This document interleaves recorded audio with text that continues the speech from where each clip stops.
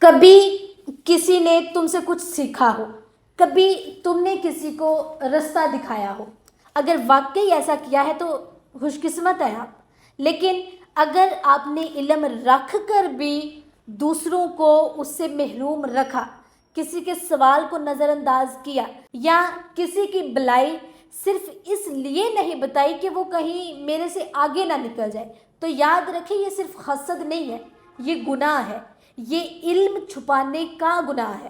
قرآن میں واضح ہے، بے شک جو لوگ چھپاتے ہیں ان واضح نشانیوں اور ہدایت کو جو ہم نے نازل کی، ان پر اللہ بھی لعنت کرتے ہیں اور تمام لعنت کرنے والے بھی لعنت کرتے ہیں۔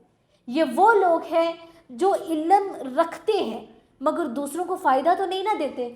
حدیث ہے، جس شخص سے علم کے بارے میں سوال کیا جائے اور وہ چھپا لے، قیامت کے دن اس کے منہ میں آگ کی لگام ڈالی جائے گی۔ استغفر اللہ۔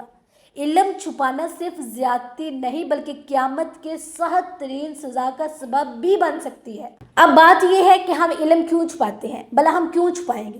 ہم اس لیے چھپائیں گے کہ کہیں دوسرا ہم سے آگے نہ نکل جائے، دوسرا مجھ سے بہتر نہ ہو جائے۔ مقابلے کا خوف، حسد، خود غرضی، یا سادہ الفاظ میں کہا جائے تو نفس کی بیماری۔ لیکن یاد رکھیں، علم اللہ کی امانت ہے، اس سے روکنا خیانت ہے۔ اب یہ بھی سنیں کہ علم دینے والے کو آخر ملتا کیا ہے۔ رسول صلی اللہ علیہ وسلم نے فرمایا کہ جو شخص کسی کو علم سکھاتا ہے اسے اس کے عمل کا بھی ثواب ملتا ہے جب تک وہ عمل ہوتا رہے۔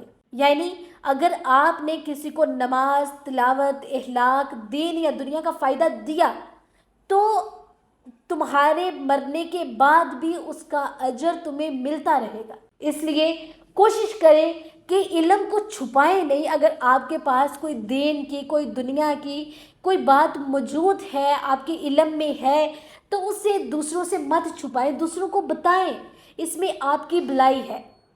اس گناہ میں شامل نہ ہو جائے جو کل کو ہم لوگ ہرگز برداشت نہیں کر سکتے۔